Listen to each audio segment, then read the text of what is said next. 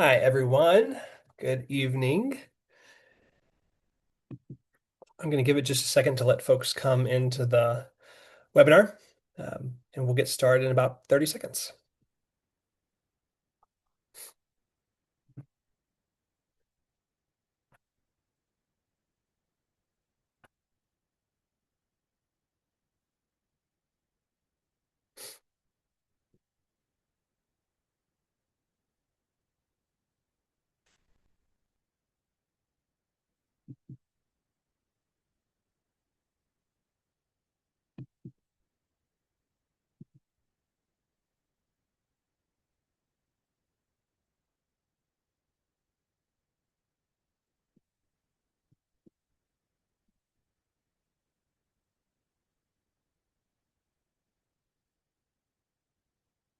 All right, friends, let's go ahead and get started. Good evening, everyone. We are so glad that you're here and with us tonight. My name is Ben Adams, and I serve as one of the Senior Associate Deans of Students here at Duke.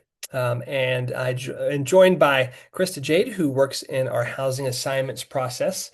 Tonight, we're going to do an information session on the housing process and essentially how your students will apply for the housing process for 2026 and 2027, and we'll answer a lot of the housing questions and perhaps correct some housing myths along the way that you may have heard from your students, just so that you know how best to support your students along the way as they apply for next year. Just a couple of housekeeping things for you. One, we are recording this, and so this information will be available, and we will share it back out via our family listserv of where you can find that located on our website after this. But this is just a helpful tool to refer to if you don't get it all down right now. You don't need to record it. You don't need to take pictures of things. You'll be able to find this information later on. And I imagine much of this information is already on the website already. So Krista will just be pointing to you about where to go when that time comes. In addition to that, I do want to make just one little side note as well. That's a larger announcement. We sent out an announcement earlier this week that the family weekend dates have been scheduled. And so I'll just say that now because we get that question a lot. The dates are October 16th through 18th.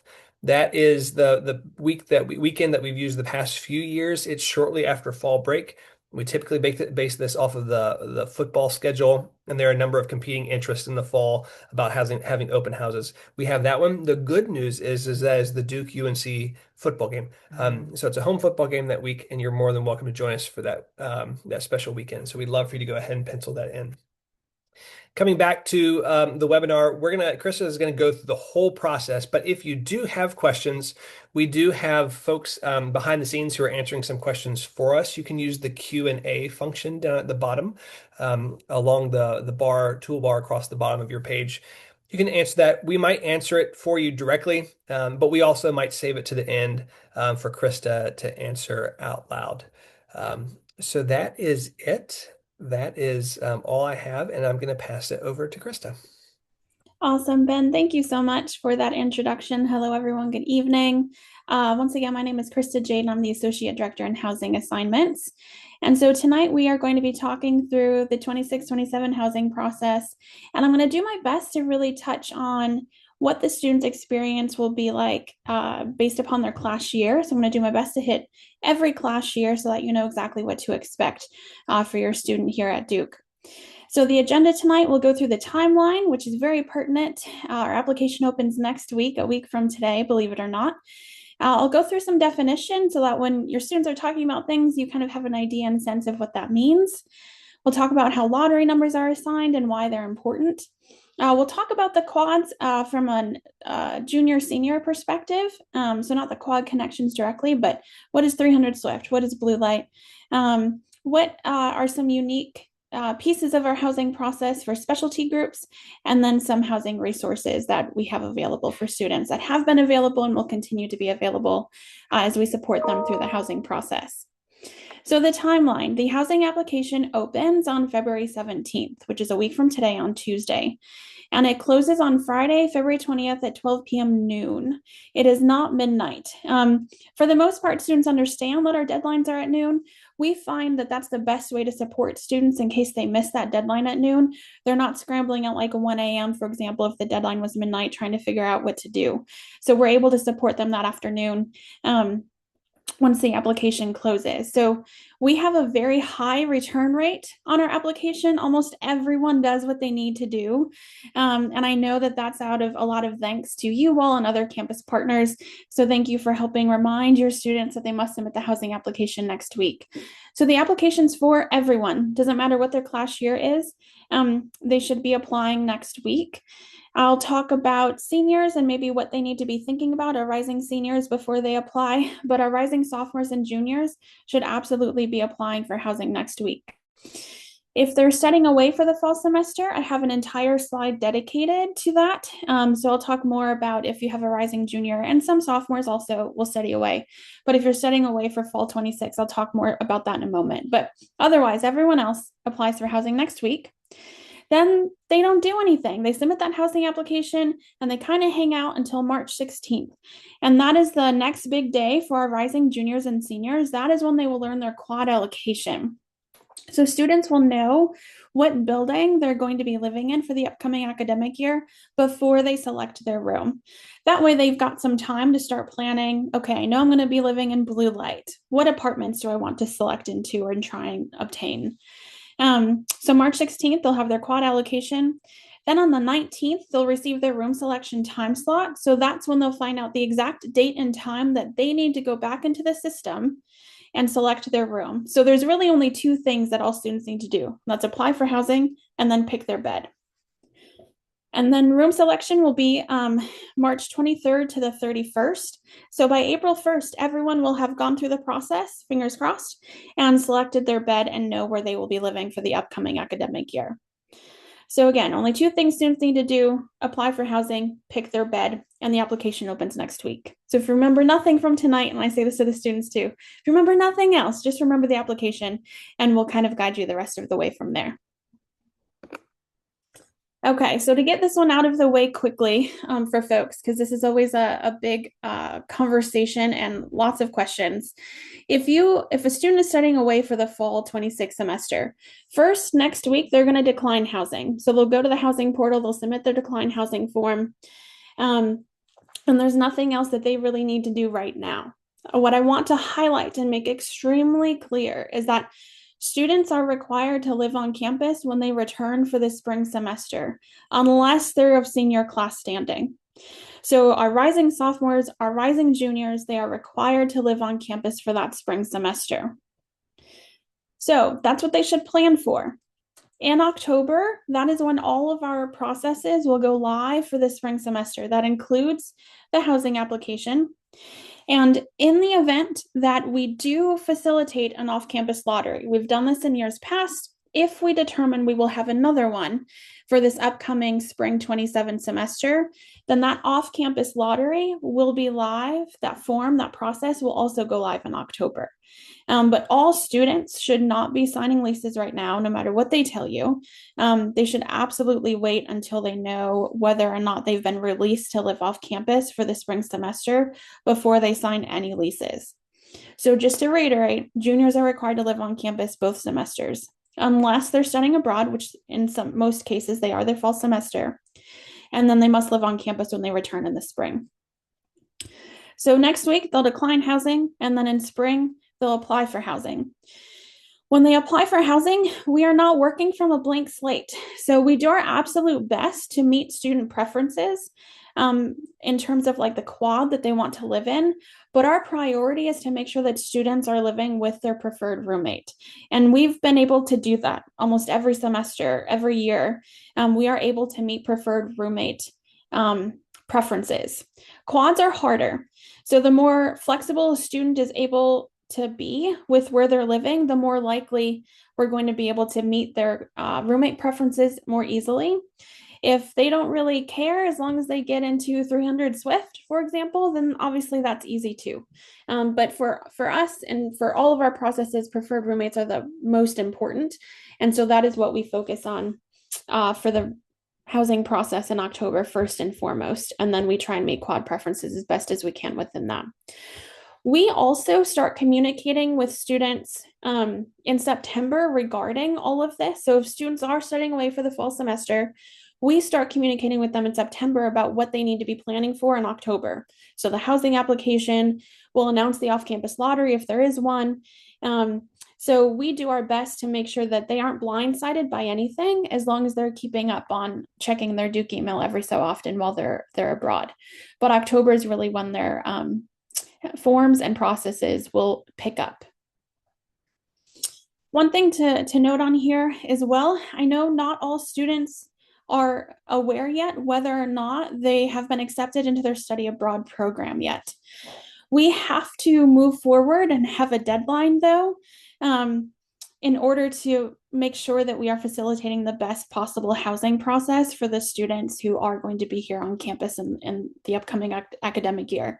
So on March 6th, that's like our last drop date, essentially. So students can no longer have both a housing application and an active study away application by the time we get to March 6th. We work very closely with the Global Education Office. So if we find a student who does still have a study away application and a housing application, we start communicating right after the application, our housing application closes. So the week of February 26th ish, 24th maybe, we start communicating with them right away saying, we see you have an active study away application and an active housing application. You can't do both. You have to go all in on one of them. And if we find that you still have an active study away application by the time we get to March 6th, then your housing application is going to be canceled.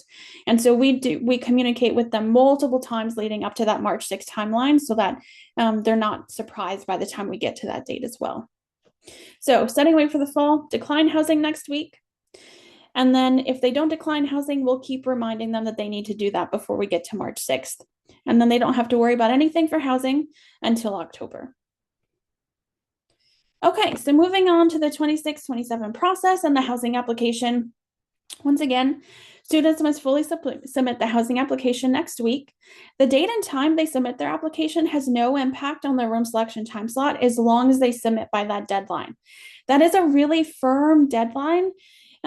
We email students once a day leading up to the 20th, and then literally by the hour that morning, and then 30 minutes, 20 minutes, to make sure that students understand that that deadline really is here and it's approaching.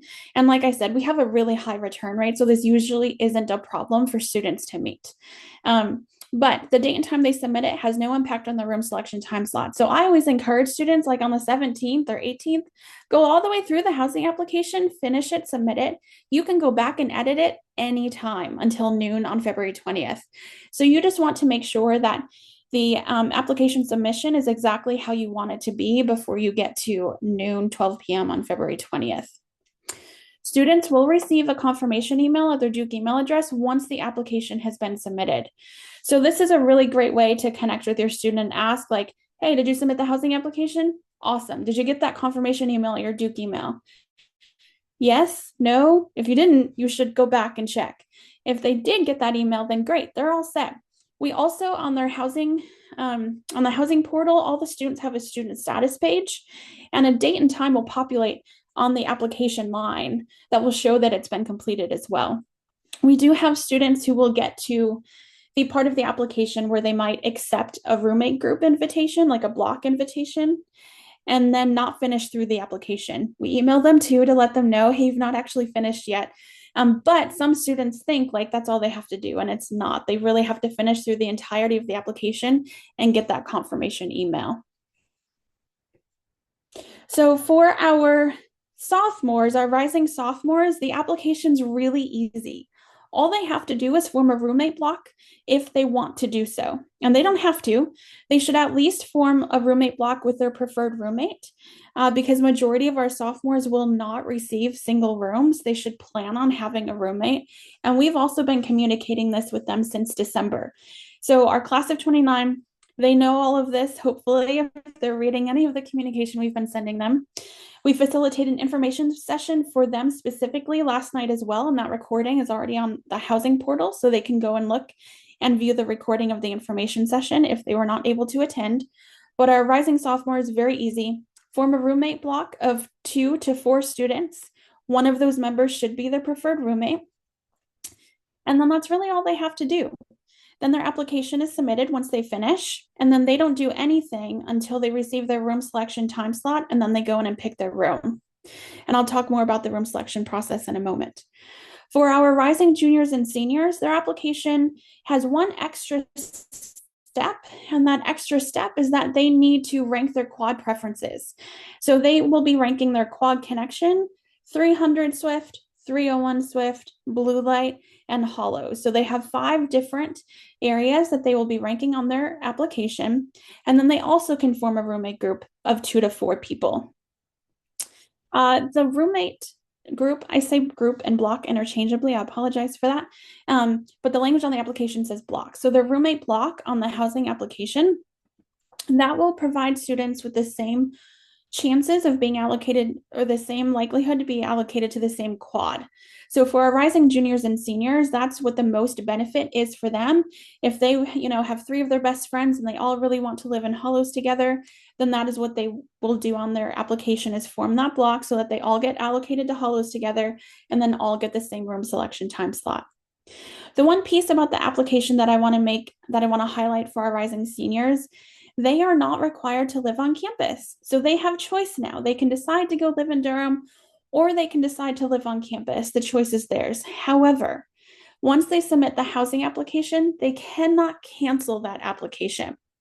So we really encourage our rising seniors to not apply for housing until they are 100% certain that living on campus is what they want to do, regardless of their assignment outcome. And I really highlight the regardless of their assignment outcome piece because all of our seniors, almost all of them, preference Hollows. Hollows has just over 500 beds, and we have close to 900 seniors that live on campus with us. So even though I want all of our seniors to get their top housing choice, which typically is Hollows, 300 of them are not going to get Hollows simply because we don't have enough beds in that building to allocate to them, right? So if they don't want to live on campus, if they don't get a Hollows assignment, then they shouldn't apply to live on campus with us. We want them here. We want them to have the support that the campus offers. But if they're not committed to living on campus, then they should not apply. The application will open again in June. So if a rising senior is just not sure right now, we want them to wait. Let them wait until June to make that decision and then apply to live on campus if that is ultimately what they decide that they want to do. So brief recap, our rising sophomores, class of 29, very easy application. They just need to form a roommate block if they want to. For our rising juniors, they need to rank their quads, form the roommate block, and then they're done. And then for our rising seniors, they really need to decide if they want to live on campus. And if they do, then their application looks just like what they did for their junior year. Okay, a few definitions and rules here. So I've shared this already, but a block can be 2 to 4 members in size. And a block, all it simply does is support students in getting allocated to the same quad and then gives them the same room selection time slot. It does not guarantee any specific number of beds to be available within rooms or apartments or suites. Students have the freedom of choice through the room selection process. And so what forming a block affords them, besides the same quad allocation, is the opportunity to go into the room selection process at the exact same time and make a decision as a collective group about where they want to live with the vacancies that exist at that exact moment. That's it. It does not ensure any number of beds available within a specific apartment or suite or room. But that's really useful for students. They can make a collective decision together about where they want to live. Roommate blocks may be comprised of students of any gender. So in our housing process, there are 0 limitations on who can live with someone else based upon their gender. So anyone of any gender can select into the same room together, into the same suite together, into the same apartment together. In the event, and this goes for anything that I've shared here thus far, in the event that students end up with a housing assignment that they are not content with, they can apply for reassignment in June for almost any reason. Maybe they didn't get the right floor, or maybe um, uh, the two pairs within their roommate block didn't get as close to one another in the building that they were assigned to as they would like to be, and they want to see if they can get closer to one another. Or worst case scenario, maybe they had one of the later time slots for the building that they were allocated to, and they weren't able to pick into the same room with their preferred roommate. Then we ask all of those students to apply for reassignment. And then we work very, very hard to meet all of those preferences for students as they navigate the reassignment process over the summer. So, blocks. 2 to 4 students, preferred roommate is a part of that block. They don't have to tell us who their preferred roommate is within the block because all the students navigate the room selection process themselves. They each go in individually and pick their bed, and they'll receive the same room selection time slot. So let's talk a little bit about lottery numbers. Duke has a seniority favored system here for housing. And so seniors, class of 27 and lower, sometimes we have 9 semester seniors, they'll receive the lowest best lottery numbers, then juniors, and then sophomores. So this is a key component as to why our rising sophomores will not be able to select into single rooms. If they have housing accommodations or faith-based exceptions, that's completely separate from what I'm articulating here. But if there's a rising sophomore, they don't have a medical disability, they don't have a faith-based exception or need, then they should prepare to live in a double room because our seniors really like the single rooms and so do the juniors. So by the time we get to like middle of the junior class, there just aren't single rooms left any longer. And so sophomores will almost always have to pick and select into a double occupancy bedroom. Lottery numbers are used to determine quad allocations for juniors and seniors as well. So when students apply for housing, every individual is then assigned a lottery number in the order that I articulated here. Then if they're a part of a roommate block, whichever member of that block has the lowest best lottery number, that is kind of the number that is used moving forward for that block through the housing process. So for our rising juniors and seniors, that number will dictate which order we process their application and therefore how high we can get them allocated based upon their quad preferences within the application. And then that lottery number also determines their room selection order. So on one night, we might have 300 Swift and Edens picking at the exact same time. And within 300 Swift, whoever has the lowest best lottery number is going to select first, and then the next group, and then the group thereafter. Oh yes, and one other thing to highlight here is that if your student is looking to form a roommate group with someone of a different class year than themselves, so a junior looking to form a roommate block with seniors, for example, they will receive a room selection time slot that is after the last all junior block. So the system doesn't benefit those students in getting them a better lottery number because we want to honor the seniors first and then the juniors. So any mixed class year blocks will then select after the last all junior block. All right. So now we're going to talk more specifically about each of the quads that our rising juniors and seniors can live within. So first, I'm going to talk about 300 Swift. Almost all of the bedrooms within 300 Swift are double occupancy. So there are 2-bedroom, 4-person apartments and 1-bedroom, 2-person apartments within 300 Swift. And I said almost all because there are roughly 25 apartments that are 1-person studio apartments, and all of them end up going to students with documented medical disability needs. So they're not available to the students through general room selection. So I would much rather students just assume if they're going to 300 Swift that they're going to be living in a double occupancy bedroom. And again, if a block is allocated to 300 Swift, it does not guarantee a certain number of beds available within apartments. So if I'm a block of 4 and I go into room selection, and there's only four-person apartments left and all of them are half full, then my block of 4 is going to have to split across those apartments.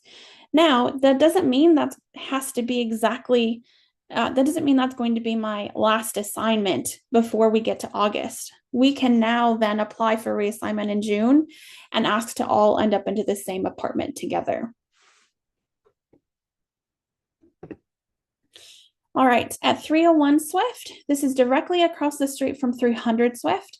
It's a smaller building, there's only 46 beds total, but all of the bedrooms at 301 Swift are single occupancy. So we have students who really like 301 Swift. They preference it first on their housing application because it guarantees that if they are allocated to 301, they're going to have a single occupancy bedroom. And that tends to be a very strong factor for our students when it comes to their preferences in housing. These apartments are 2-bedroom, 2-person apartments, and they offer 1 full bath and 1 half bath. Then we have Hollows. So Hollows is no longer only single occupancy bedrooms. This was a change last year. For this current academic year, we have double occupancy rooms in Hollows as well. There's 22 of them total. So if a block is allocated to Hollows, once again, it does not guarantee a certain number of beds available within suites. It really depends upon how the students selected into suites prior to that group going in to room selection. It's highly possible that blocks may need to split up across multiple suites depending upon what their room selection time slot number is. Again, if they get split and they go into more than one suite, do your best to affirm the students that it's okay. It might feel really heartbreaking in that moment, but we are extremely successful in getting students back with the folks that they want to live with through the reassignment process. But we do have to wait until that point in time before we can make any changes. So it takes some patience, but that's okay. Students students can do that. I believe in them. They're strong. So it takes a bit of patience, but then once we get to June, they'll apply for reassignment and we'll get them taken care of in July. So one thing to highlight just again for our rising seniors, well, let me back up. Rising juniors, they're not going to get Hollows. I guess technically they could, but once we get to actual practice, because so many students of the senior class preference Hollows, juniors will never end up with an allocation to Hollows. We do our best to communicate with them, but I promise you still on quad allocation day, March 16th, we will have juniors reaching out to us wondering why they didn't get Hollows. And that's because the senior class preferenced it all first. So juniors will not get Hollows, seniors will get Hollows, but it's not a guarantee that they'll have a single room. There will be 22 seniors that get allocated to Hollows that will have to pick in a double occupancy bedrooms because of the way that those bedrooms are made up within Hollows. That was the other thing I wanted to highlight briefly. And then majority of the double rooms are within 4-bedroom suites, and almost all of the suites within Hollows are 4 bedrooms. We have our floor plans on the housing website available for students to go and look at, so they can really take a look and see how many bedrooms are within the suites and what the most common type is. And they're always willing to email housing at Duke, and we can help answer those questions too if they're curious about the suite breakdowns and Hollows. And then I also want to highlight Blue Light. So Blue Light is new for us this academic year. And it's been very successful. Students have really enjoyed their experience there, and I anticipate it will continue to be popular. It is a mix of single occupancy and double occupancy bedrooms. Majority of all of the apartments at Blue Light are 3-bedroom, 4-person apartments. There is just a handful of 2-bedroom, 3-person apartments, and then about 15 2-bedroom, 2-person apartments. So folks that are allocated to Blue Light, if they get there, great. Almost all of them want the 2-bedroom, 2-person apartments, and those absolutely are the first ones to get selected during room selection. And I don't blame them, I certainly understand. But if your student is allocated to Blue Light, it's really important to help them understand that they're probably not going to get the 2-bedroom, 2-person apartments because of how few they are. And there's a large number of students who will have to live in a double occupancy bedroom at Blue Light. The strong benefit of blue light is that there's a private bathroom off every single bedroom. So I think that is a big draw for students. They have the single bedroom potentially, then they also have that bathroom to themselves. And even if they're assigned select into a double occupancy bedroom in blue light, they just have the bathroom that they're sharing with their preferred roommate then at that point in time.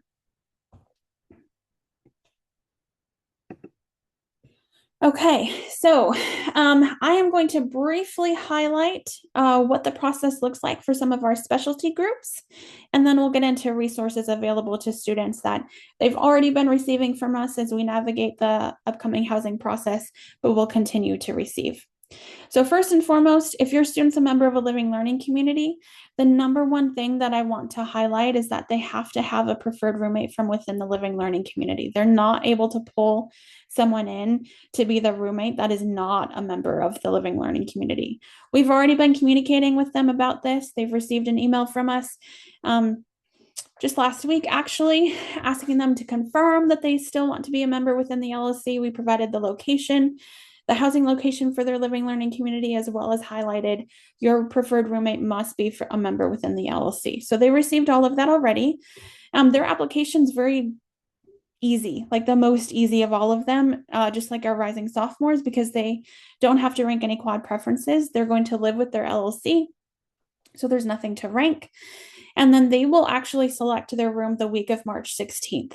So they'll select their room prior to those going through general room selection. Then we also have a faith-based housing exception process. And so this form is available on our housing portal all of the time. Students can submit it at any point that they choose. So if students have a faith-based need that is not met normally through our housing process, then students can submit this form. It requires a written narrative from the student as well as a witness statement from someone else who can affirm that that student has that sincerely held faith. And then they meet with someone from the housing assignments office to discuss their request and what the feasibility is. And then if they're approved, depending on what the faith-based exception is, they may be invited also to participate in room selection the week of March 16th. Do note if your student, if you think this is something your student might be interested in, but they've not applied for this yet, all faith-based exceptions must be approved by February 26th in order to be guaranteed through the room selection process. So that doesn't mean if they get their faith-based exception approved on March 8th that we still can't meet it through the reassignment process. It just means it's not guaranteed through room selection. So if they go through room selection with their peers and they do not get their faith-based exception met, they just have to apply for reassignment in June. That's all that means. But that deadline is February 26th. And that deadline is the same thing for students who have medical needs that rise to the level of a disability. They need to work with the Student Disability and Access Office to obtain a housing accommodation if they haven't yet.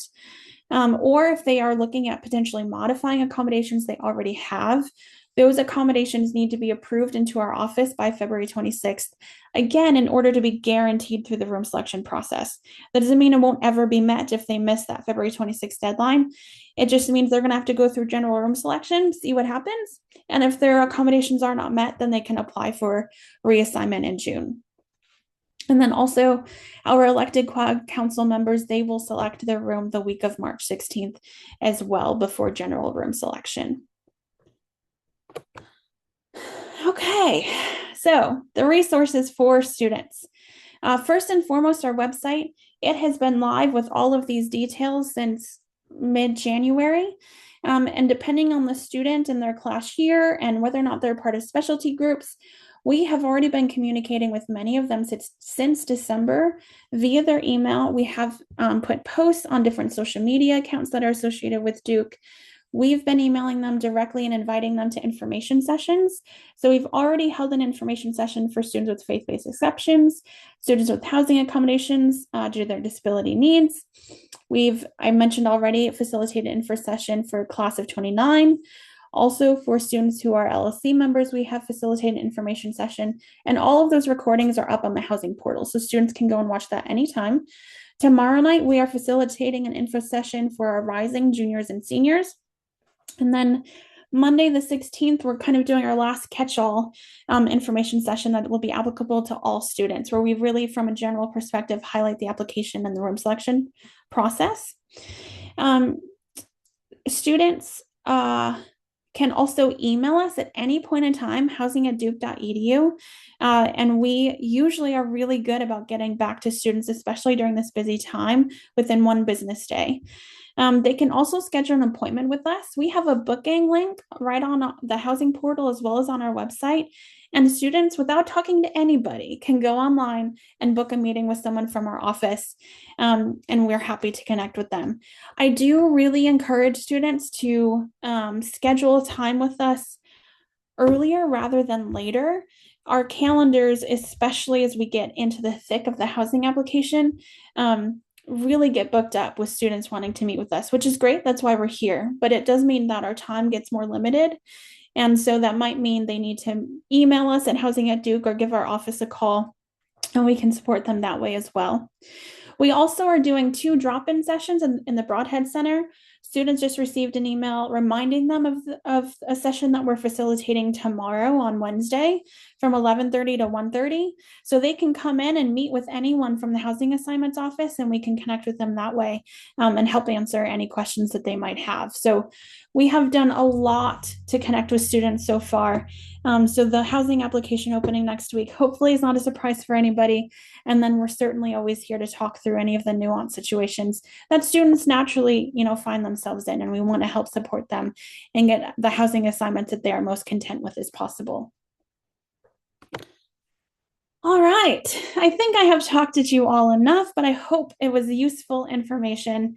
And again, the application opens next week, and we will move on over to any outstanding questions that are in the Q&A here.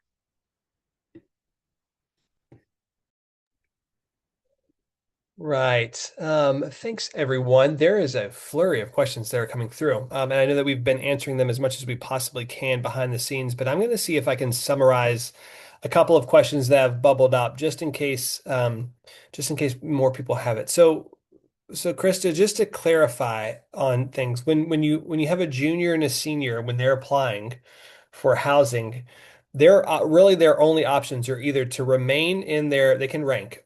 Do they want to remain in their current quad on West Campus, or do they want to move to an upperclassman housing, like 300 Swift, 301 Swift, Blue Light, or Hollows? Is that correct? So on the application, it asks them to rank all 5, no matter what their ideal preference is. So if they want to stay within their quad connection, they would rank that first. Yep. If 300 Swift is their next preference, then they would put that second. And if Hollows is their least preferred, especially if they're rising junior, they're not going to get Hollows. Just put that Right. at the bottom. And then that's how their application will work for ranking their quads. Got it. So it's not so much that students are just to clarify, I think there's a little bit of chatter on the chat. I'm kind of observing. Um, for folks that are kind of asking questions about the quad assignments, the student will remain affiliated with that quad because a lot of the services extend far beyond just the actual physical brick and mortar of the building. So if your student goes to Blue Light or goes to Swift, the link that you have with your academic advisor and your academic dean, which is now quad based, remains the same. And you will be invited back to all things that are FEW. You'll be invited back to all things that are Cohane if you go to those places because you are a part of that community for the continuation, even if you live outside of it. It's not that students are really applying for a completely different quad affiliation and losing those 2 years of connections to that community as a whole. They'll just be living in a different place. So hopefully that clarifies a little bit. That was a thread among some folks. All right. One question, and then just to talk a little bit about the coming back from being abroad. I'm hitting some big sweeping things, so I apologize if I'm not getting the minutia of some of the questions. I hopefully we're answering those, but some big sweeping things with juniors who are coming back abroad. Um, if they will rank where they would like to be, correct as well. That is With correct. those options of being in their housing, a quad or going to one of those upperclassmen apartments as well, which is the Blue Light and 300 Swift Hollows, that type of thing. What do you have any advice about do they typically get one versus the other, or is it really just a matter of where there's availability? Yeah, that's an excellent question. It really honestly depends on the vacancies that we have that exist. And here's the I think challenging part is that this current academic year we had blue light online and a part of our housing inventory for the first time. And so that's 200 plus beds added to the mix. And so Mhm. what I can say when I talk about like, well, what's happened in the past, I really just have 1 year that I can talk about to kind of offer any kind of insight. And who knows if that's going to replicate again this upcoming year. It's just too hard to predict. It's a sample size of one, and that's not great. But what I can tell you is that everyone who applied for spring housing with us was assigned with their preferred roommate.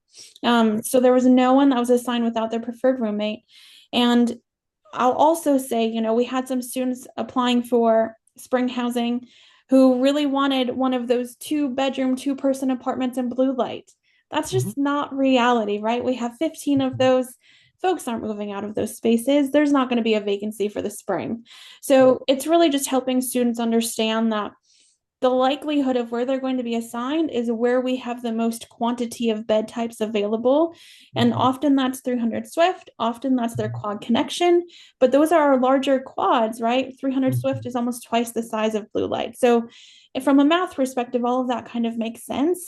But we prioritize getting preferred roommates together, and we have been able to do that, especially for this past academic year. Okay. Can you quickly review again the blocking process just one more time and clarify that for folks who need to hear it Yeah, again? absolutely. So students on their housing application can form a roommate block of 2 to 4 people, and they do not need to identify who in that block is their preferred roommate. If they are rising sophomores, class of 29, their block has to be with folks within their quad connection. And we've communicated with them regarding this also already since December and multiple times since then. So for rising sophomores, they can only block with students who are with share their same quad connection because they're all going to live in that quad for their sophomore year. For rising juniors and seniors, they can form blocks with anyone from any quad connection and rank their quads appropriately. So if you have rising juniors or seniors who have all different quad connections within that block, then they should be hoping to live in 300 Swift or Blue Light or 301 Swift or Hollows because that's where they can be allocated. If they all rank their quad connection first, that doesn't really, it kind of defeats the purpose of the block because then that means they're all going to be allocated back into their quad connections. So they form a block of 2 to 4 folks, and then that block gives them, if they're rising junior or senior, the same quad allocation, and then for everyone the same room selection time slot so that they can make a conscious decision together as a group about where they want to live when they enter the system at the exact same time. Mhm. Got it. Great. Um, let's see. I'm just gonna kind of walk down a couple of these questions that are popping in right now. So just to clarify, when students, for those of you who have first year students, your student knows where their quad connection is. So for example, Blackwell and Randolph are two of our East Campus residence halls on East. Everyone that's in Blackwell and Randolph will move to Cohane Quad. That is their upperclassmen location. They are a part of Cohane Quad. For their remainder of their time at Duke, in the sense that that's the community. They might not always live in Cohane, the building, but they are part of that community. The options for opting out of that is around an LLC. If they opt out and they go to an LLC, which is one of our living and learning communities, that's a chance for them to those are more thematic. So, for example, the Wellness LLC, they explore wellness outside the classroom. That isn't necessarily located in Cohane, and so the students will move over to the Wanamaker Quad, and that will be their location for their time. So I'm seeing that pop up for some of our families who are going through this process as first years to sophomores. Cool. Um, great. Let's see. Do you want to talk a little bit about accommodations as well and just cover the accommodations process? And if you'll do both religious accommodations and medical accommodations, that would be super helpful. Yeah, absolutely. So students who have medical needs that rise to the level of a disability, they work directly with the Student Disability and Access Office. So that process is completely separate from us. But they can go online to the Student Disability website at any point and submit their disability request. They also are required to submit to upload medical documentation to support their request. Then they're assigned a case manager and they meet with that case manager virtually to discuss their needs and what housing accommodations may be applicable. If the case manager offers housing accommodations and the student accepts those accommodations, then the Student Disability Access Office communicates with us directly, and the student doesn't need to do anything further. We communicate behind the scenes regarding what that student's accommodation is. And then typically, I'm the person that reaches out then to the student and says, yes, we've received your housing accommodation. Here's what that means for the upcoming housing process. Or if it's an accommodation that needs to be implemented today, then we talk about what housing options exist today in order to meet that need. If students have a housing accommodation, it does not necessarily guarantee that they will be invited to participate in room selection before general room selection. So, for example, if a student has a no carpet housing accommodation and Craven is their quad allocation, they can pick the last bed in Craven and still have their accommodation met. So, because of that, they would go through general room selection with their peers. But if they have an accommodation that does require them to select earlier and to ensure that their needs are met, then they will be invited as an individual, regardless of their block status on the housing application, to select their room ahead of time before their peers without accommodations. And that process mirrors the faith based exception process. The difference is that for faith based needs, that form is available on our housing portal. So that's managed by our office. Students will go online, can go anytime now or 2, 4, 5 months from now, submit their request online.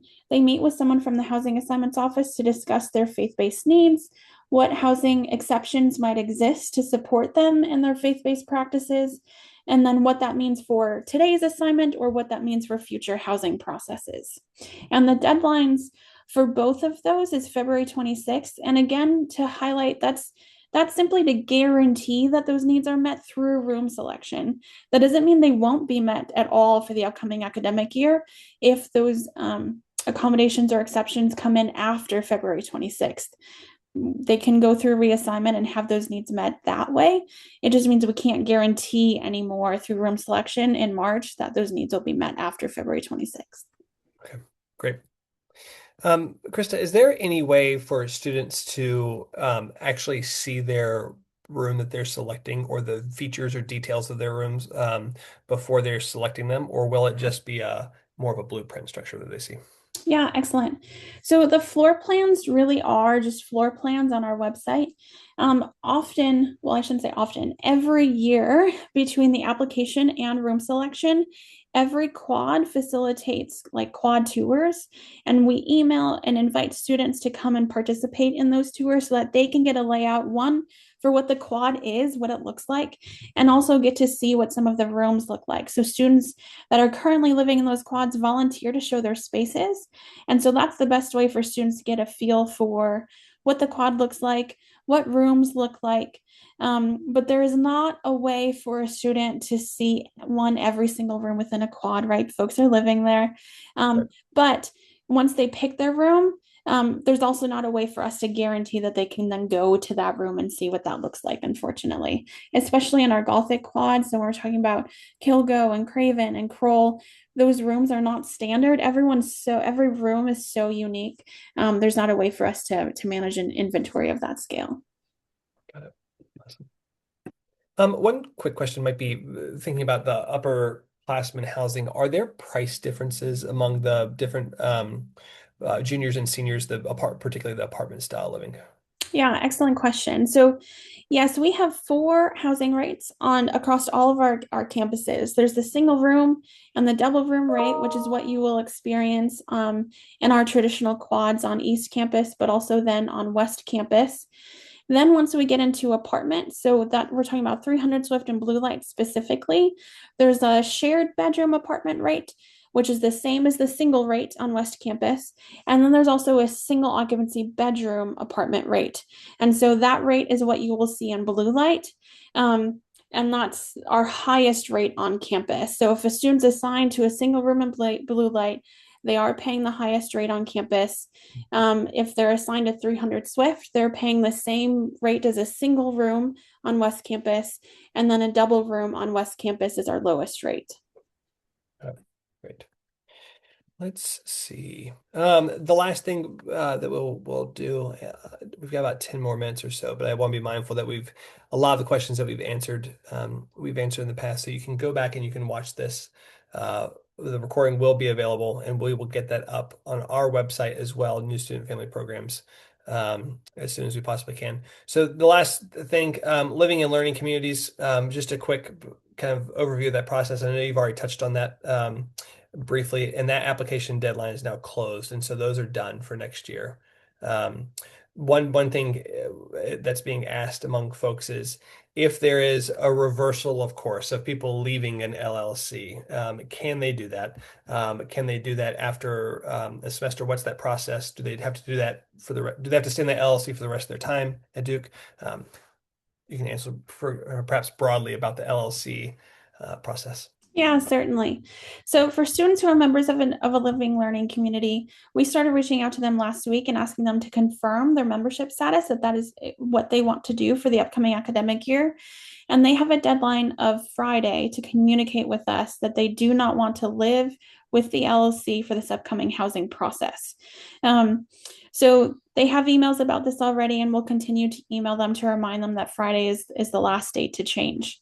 Now, that just means for this room selection process. So if they decide on March 3rd that they don't want to live with the LLC, that's fine. They're welcome to decide that. They will still go through room selection with their LLC and then apply for reassignment in June. So nothing is locked in, meaning that that's what they have to do for the remainder of the academic year. It just means they'll have to hold on to that assignment until the reassignment process opens in June, and then we'll work to get them taken care of. And students, every LLC operates a little bit differently, but every student, every academic year who has been a member of an LLC needs to affirm with that LLC that they want to be a member again. They're not just kind of grandfathered or rolled in from year after year. There's a process that they have to go through. And so students can decide to not live with the LLC for their junior year. In fact, that's fairly common. Great. Awesome. We're going to pause and kind of wrap things up here because again, I think some of these questions that are coming back are some of the granular things that I'd be willing to bet. I've got a 4-year-old, and oftentimes when he comes home from school and I tell him, you've got your Valentine's Day party on Friday, he says, "Dad, I already knew that." I'm willing to bet that your child knows a lot of these answers to these questions that you all are asking in the chat. But if you would like to follow up, there's certainly the housing@duke.edu email address that's online. You can follow up with those specific questions. I want to thank Krista certainly for going through this process, walking us through. For those who are new to this process, for those who can't remember because we only do this once a year or once every semester. Thanks to MJ and Emily and Amanda who are behind the scenes. They answered over 75 questions in this short period of time. So their fingers have been frantically typing to give you the information that you need. If you have any particular follow-up questions that are burning questions, first ask your student. They probably know the answer or they might know the answer. And then reach out to housing@duke.edu. Again, we'll get this posted as soon as we can. Krista, any final tip before people depart for the evening? No, just thank you for everything you do at home to support your students through this process. We really appreciate it. Awesome. Yep. And thanks you do for all that you do for your students, not just in this process, but to support them during their time at Duke. You're a partner in this, and that's why we offer these webinars to provide you with resources so that you know how to coach your student from home, even though they might be halfway around the world. So thank you again for your time. We hope that you have a wonderful night, and best luck to your student as they move through this process in the next 2 weeks. Thanks all. Have a good night.